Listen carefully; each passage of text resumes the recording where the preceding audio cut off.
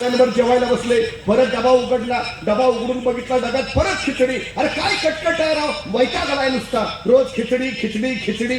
त्याची तंतन शेजारीला ऐकली आणि शेजारी म्हटला, तिथं बोलून काय उपयोग आहे का? त्यापेक्षा घरी जाऊन बायकोला सांग, बाई ग मला खिचडी आवडत नाही, दुसरं काहीतरी बनवून दे, तिथं बोलून काय उपयोग. तसा तो म्हणला, हे बघ माझं अजून लग्न झालं नाही,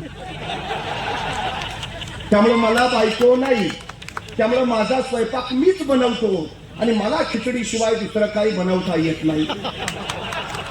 म्हणजे खिचडी केली कुणी यानीच, आणि वर्ण खिचडी आपल्याला अजिबात आवडत नाही.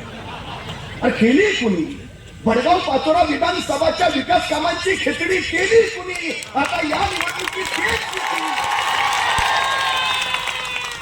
खिचडी आम्हाला अजिबात आवडत नाही. अरे केली कुणी? तुम्हाला आता खिचडी हवी आहे का प्रगतीचं शिव भोजन हवंय, हे आता तुम्ही ठरवा.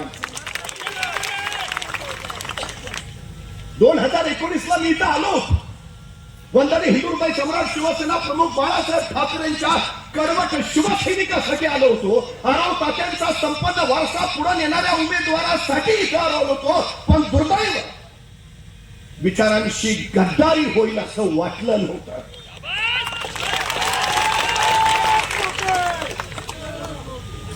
आराव तात्यांच्या विचारांचा वारसा पुढे घेऊन जायला वैशालीताई उभा राहिल्या. वंदनीय हिंदू हृदय सम्राट शिवसेना प्रमुख बाळासाहेब ठाकरेंचा समर्थ वारसा पुढे न्यायला वैशालीताई उभा राहिल्या. पडत्या काळात पक्षप्रमुख उद्धवजी ठाकरेंच्या पाठीशी ठामपणे वैशालीताई उभा राहिल्या. त्या वैशालीताईंना निवडून देणं हे आपल्या सगळ्यांचं पहिलं कर्तव्य आहे. मला प्रश्न पडतो, उद्धवजी ठाकरे मुख्यमंत्री झाले आणि त्यांनी पहिला निर्णय घेतला स्वराज्याची राजधानी असलेल्या शिवछत्रपतींच्या रायगडला संवर्धनाचा निधी देण्याचा, आणि मंत्रिमंडळाच्या बैठकीत पहिला निर्णय घेतला तो 2 लाखापर्यंत विनाशर्त शेतकऱ्यांची कर्जमुक्ती करून त्यांचा 7/12 कोरा करण्याचा. त्याच वेळी त्यांनी घोषणा केली, जे नियमित कर्ज भरतायत त्यांना 50,000 रुपयाचं प्रोत्साहन अनुदान दिलं जाईल. 2.5 वर्ष हे सरकार सत्तेवर आहे. उद्धवजी ठाकरेंनी घोषित केलेले 50,000 रुपये अजूनही शेतकऱ्यांच्या खात्यावर जमा झालेले नाही. उद्धवजी ठाकरे मुख्यमंत्री होते, पीक विमा वेळेवर मिळत होता. यांनी फक्त पीक विम्याचे ढोल वाजवले. 1 रुपयात पीक विमा शेतकऱ्यांच्या वाट्याला आला. परवा एक शेतकरी जिल्हा पोलीस प्रमुखाकडे गेला, म्हटला मला पीक विम्याचे पैसे मिळाले पण ते घरी नेण्यासाठी पोलीस संरक्षण पाहिजे. एसपीने विचारलं असं किती मिळालंय? तो म्हणला 27 रुपये. चेष्टा करता शेतकऱ्यांची तुम्ही. उद्धवजी ठाकरे मुख्यमंत्री होते, नैसर्गिक आपत्ती आल्या, एनडीआरएफचे निकष बाजूला सारून उद्धवजींनी शेतकऱ्यांना भरघोस मदत केली. आता या 2.5 वर्षात इतक्या नैसर्गिक आपत्ती आल्या, शेतकऱ्यांना मदत झाली. 2.5 वर्षात 20,000 शेतकऱ्यांनी आत्महत्या केली. महाराष्ट्रात रोज 7 शेतकरी आत्महत्या करतायत. परवा यवतमाळच्या शेतकऱ्यानं तोंडात विद्युत तार धरून आत्महत्या केली. काय वाट्याला आलाय शेतकऱ्यांचं? जो जगाचा पोशिंदा तोच जगू शकत नाही, राज्य कुणासाठी आणि कशासाठी? काय परिस्थिती आहे? 2014 साली सोयाबीनचा दर होता 7,000 रुपये. आज सोयाबीनचा दर आहे 4,200. 1,38,000 कोटीचं सोया तेल आयात केलं गेलं आणि त्या शेतकऱ्यांच्या सोयाबीनचा दर पाडला गेला. उद्धवजी ठाकरे मुख्यमंत्री होते, कपाशीला दर होता 11,000 रुपये. आज कपाशीचा दर आहे 6,400. 22 लाख टन कपाशी आयात केली आणि इथला कपाशी उत्पादक शेतकरी मारला गेला. तुरीची तीच अवस्था. हे राज्य कुणाचं आहे? शेतकऱ्यांचं का शेतकऱ्यांच्या विरोधकांचं?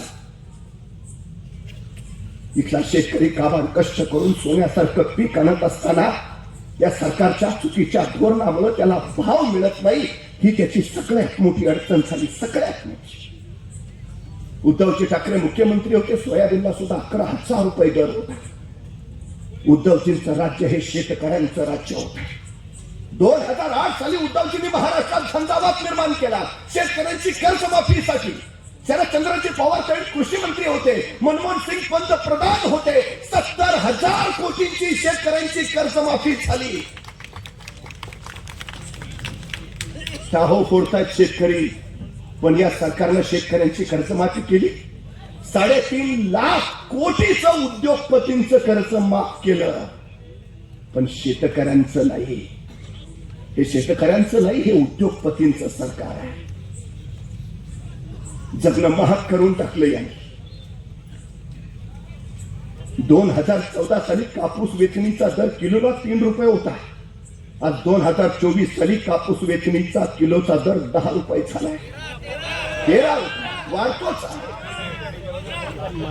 2014 साली हिरो होंडा 55,000 ला यायची. त्यात 60 रुपये लिटरचं पेट्रोल शेतकरी टाकायचा आणि हितनं पाचोरा गाठायचा. आता हिरो होंडा 1,10,000 ला आणि पेट्रोल 110 रुपयाला. ते म्हणते राहू दे, कशाला जायचं. 2014 साली बैलाची किंमत 15,000 रुपये होती. आता बैलाची किंमत झाली 55,000 रुपये.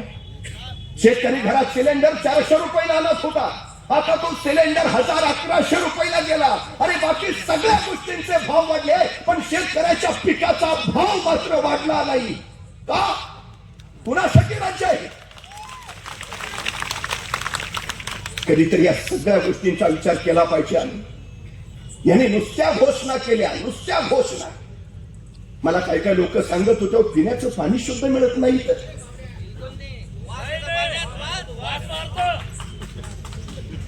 काय झालं त्यांच्या योजनाचं? हर घर नल, हर घर जल, जलकुंभ योजना, अमृता योजना. 3,500 कोटी, 5,000 कोटी, 6,000 कोटी. अरे पिण्याच्या पाण्यासाठी एवढा निधीला गेला कुठं? पाण्यात गेला का खाण्यात गेला? काही परवा एका वृत्तपत्रात 2019ला हे जे उमेदवार उभा राहिले होते त्यांच्या संपत्तीचं विवरण आलंय. त्यापैकी काही या मिंदे सरकारमध्ये मंत्री झाले. गद्दारांची पण नोंद त्यात आहे. 2024ला त्यांच्या संपत्तीचं विवरण आलंय. किती संपत्ती वाढली मंत्र्यांची माहिती आहे? ज्याची संपत्ती 2019ला 5 कोटी होती तो 55 कोटीवर गेला आहे. जो 10 कोटी होता तो 25 कोटीवर गेला. जो 20 कोटीवर होता तो 60 कोटीवर गेला. या 2.5 वर्षामध्ये मंत्र्यांची संपत्ती वाढली. सर्वसामान्य माणसाचं काय? त्याच्या वाट्याला 1,500 रुपये. लाडकी बहीण योजना, या योजनेची जाहिरातच इतकी केली, इव्हेंट एवढा मोठा केला की त्या जाहिरातीचे पैसे वाचवले असते तर लाडक्या बहिणींना 3,000 रुपये देता आले असते. जे आता महाविकास आघाडीने ठरवलंय, महालक्ष्मी योजनेअंतर्गत प्रत्येक महिलेला 3,000 रुपये. मी येता येता सगळे एसट्या बघत होतो. त्या एसटीवर सुद्धा नुसत्या जाहिरातीच, कोट्यावधीच्या जाहिराती. त्या जाहिरातीचे पैसे जरी वाचवले असते तर आमच्या पिंपळगावचं एसटी स्टँड विमानतळासारखं झालं. जाहिरातीचे पैसे वाचवले असते तर प्रवाशांच्या वाट्याला बळक्या एसट्या आल्या नसत्या. पण तुम्हाला देण्यात नाही, दाखवण्यात रस आहे. सगळ्यात मोठी अडचण आहे ती ही, सगळ्यात मोठी. काय अवस्था आहे आमच्या तरुण पोरांची? नोकऱ्या आहेत. कोरोना कालखंडामध्ये उद्धवजी ठाकरे मुख्यमंत्री होते. हॉस्पिटलची कमतरता, आरोग्य कर्मचाऱ्यांची कमतरता, डॉक्टरांची कमतरता, ऑक्सिजनची कमतरता. पण एवढं असूनही उद्धवजींनी महाराष्ट्र सुखरूप आणि सुरक्षित ठेवला. कोरोनाच्या संकटामध्ये त्यांनी महाराष्ट्र वाचवला. परवा सांगलीचा स्वच्छता कर्मचारी मला सांगत होता, महाराष्ट्र खरंच भाग्यवान आहे, कारण महाराष्ट्राला योग्य वेळी उद्धवजी ठाकरेंसारखं नेतृत्व मिळालं. कोरोना कालखंडामध्ये जर उद्धवजी मुख्यमंत्री नसते तर महाराष्ट्राच्या रस्त्यावर माणसं मरून पडलेली तुम्हाला दिसली असती. देशात 5 वेळा सर्वेक्षण झाली त्यावेळी, आणि देशातील पहिल्या 5 सर्वोत्तम मुख्यमंत्री म्हणून उद्धवजींचा गौरव झाला. उद्धवजींच्या काळात परकीय गुंतवणूक महाराष्ट्रात आली. उद्योगधंदे इथं वाढले, बेरोजगारी घट झाली. महाराष्ट्र थांबला नाही, महाराष्ट्र थांबणार नाही असं सांगत उद्योगजींनी महाराष्ट्र प्रगती पथावर नेला. मग शिवसेना फोडली का? 40 गद्दार सुरत गुवाहाटीला का गेले? सगळं उत्तम चालू होतं, मग शिवसेना फोडायचं कारण? त्यांना महाराष्ट्र लुटायचा होता. जोपर्यंत उद्धवजी आहे तोपर्यंत ते शक्य नाही, त्यांना कळालं होतं. जोपर्यंत इथं शिवसेना आहे तोपर्यंत महाराष्ट्राच्या गर्दनीला तुम्ही नख लावणार नाही याची खात्री होती, म्हणून शिवसेना फोडली.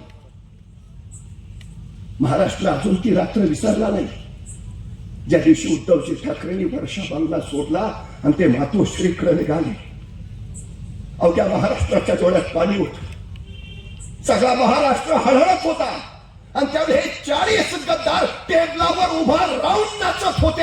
अरे उद्धवजी मुख्यमंत्री पदावरून उतरले म्हणून तुम्ही नाचत होता का महाराष्ट्र लुटण्यासाठी यांना उघडा करून दिला म्हणून तुम्ही नाचत होता? गद्दारी शिवसेनेशी नाही, गद्दारी महाराष्ट्राशी झाली आहे. उद्धवजी ठाकरे मुख्यमंत्री होते, महाराष्ट्रातला एकही उद्योग गुजरातला गेला नाही, एकही.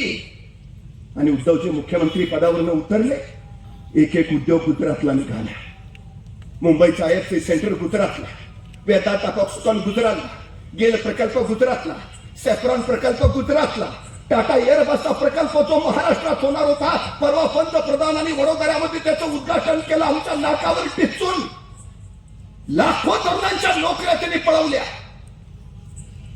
आमच्या पोरांची अवस्था काय आज? गुजरातच्या वाट्याला रांगोळी आणि महाराष्ट्राच्या वाट्याला राख. यासाठी तुम्हाला उद्धवजी ठाकरे मुख्यमंत्री नको होते? परवा पोलीस भरती निघाली, जागा 6000, अर्ज आले 7 लाख. 3 विभागाच्या शासकीय भरत्या निघाल्या, जागा होत्या 23,000, अर्ज आले 35 लाख. स्वच्छता कामगारच्या मुलाखती द्यायला ज्यावेळी इंजिनियर पोरग जात, वाईट वाटत. काय अवस्था ताई? गेल्या 2.5 वर्षामध्ये महाराष्ट्रातले 6,317 लघु उद्योग सुद्धा बंद झाले. सगळं बळवायचं आहे, सगळं लुटायचं गेलं. आणि आता हे सांगताय महायुती सरकार महाराष्ट्र भिजन 100 म्हणजे उरलं सुरलं घेऊन जाणार परत गुजरातला. परवा एका चौकात एक तरुण भयानक संताप गेला, मोठमोठ्यानं ओरडत होता, हे सरकार बिनकामाचं आहे, या सरकारनं बेरोजगारी वाढवली, या सरकारनं आमचे उद्योग धंदे पळवले, बघता बघता गर्दी जमली. ह्याचं तवा तवानं बोलणं चालूच होतं. तेवढ्यात पोलीस आले, त्याला उचललं आणि पोलीस स्टेशनला नेलं.